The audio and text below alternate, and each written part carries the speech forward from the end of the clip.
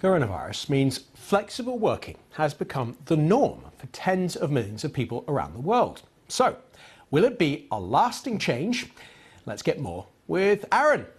Over to you. Hey, James. I'm fine, James, mate. Hey, look, James, absolutely no doubt that this pandemic has, well, changed the way many of us work. It's also, unfortunately, meant hundreds of millions of jobs on this planet have been lost. They've been lost for good. But for those of us that are still working, more and more of us are slogging away on our laptops, in our kitchens, or in a spare bedroom or whatever you've got. But look, with social distancing more important than ever at the moment, could working from home and the flexibility that brings, could that help keep, more of us in work? Let's find out. Let's go straight over to beautiful Boulder in Colorado and join the big boss, the chief executive and founder of FlexJobs, Sara Sutton. I will say FlexJobs. It's a premium online job service for professionals looking for flexible and remote working. Sara set it up in 2007. Her 100 workers all work from home across the entire US. Sara, an absolute pleasure having you with us. You have been doing this for a long time. I'd almost go to the point or aspire to say that you've been almost visionary in this. This flexible working has become so necessary because more of us are working from home. Is it here to stay, Sara, and for how many of us? Thank you so much for having me, Aaron. And yes, it does appear that remote work is here to stay, certainly to a certain extent, and for a large portion of workers. A recent study that was done by Gartner showed that 80% of company leaders are considering allowing people to work from home, at least part-time, even post-pandemic. And so it's tough to make predictions for how many companies will stay keeping remote work fully, but it is here to stay in a very big way, a much more permanent way for many workers than it was before. And Sara, look, companies are paying their workers to work from home. So, but how do the organisations, I guess, ensure that they're getting the best out of their workers and that their workers are actually doing the job and the hours that they're getting paid for? Yeah, I mean, this is really important. And overall, I would say to start from a place of trust, treating people like adults and not children, which often quickly backfires, and also just understanding that and acknowledging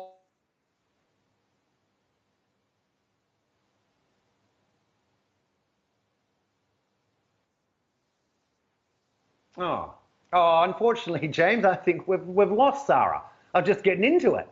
I don't know if our friends in the gallery are trying to get her back, but I probably doubt it. I'm not too sure. You're enjoying flexible working yourself? It's harder. Slog, James. I have to. No, it is. I've been telling our bosses, I have to rig this whole thing up every morning, de-rig it every afternoon. But you know what's interesting?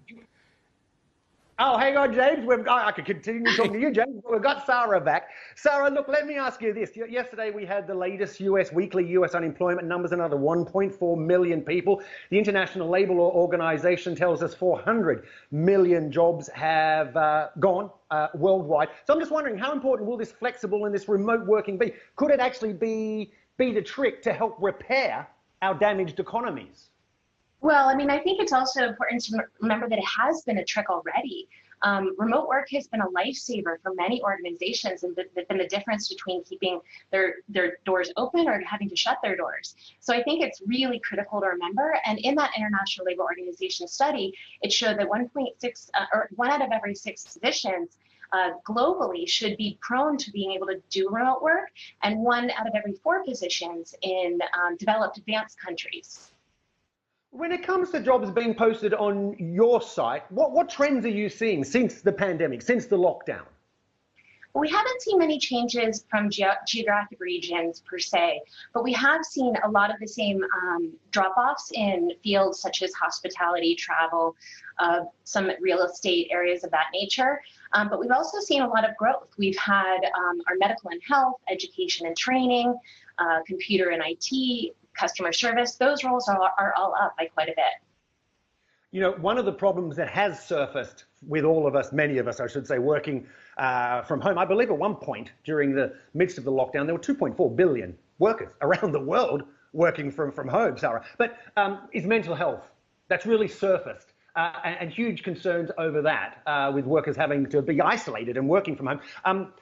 It's all about training management for that, isn't it? Because one of the recent surveys I saw stated something like only 1 in 10 managers actually had the skill set to deal with mental health issues.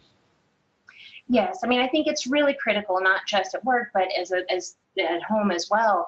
Mental health is a big issue, and I think especially in crisis when there is so much additional stress in our lives and anxiety, that work can certainly add more friction to that. So paying attention to model good behavior from a management perspective, communicating and understand what's going on with your team, and supporting as best you can positive conduits and opportunities for employees to come and talk about what their challenges are, not just in the role, although giving them the technology and the opportunity to set up their home office as well as they can is really important, but giving them tools and guidance on maybe setting guidelines and boundaries on how to not work too much, which is very common and happening absolutely right now. Okay. Sarah, I'm going to have to leave it there. We're running out of time, but we really appreciate your time. Stay safe and well, and good luck with everything. Sara Sutton joining us from wonderful Boulder in Colorado. And James, very, very quickly going back to you and your question. Yeah. Yes, I said it's working harder, but you know what's difficult is trying to keep track of the hours. You tend just to work more hours and work later into the evening. You've got that massive clock behind you to keep an eye on the hours.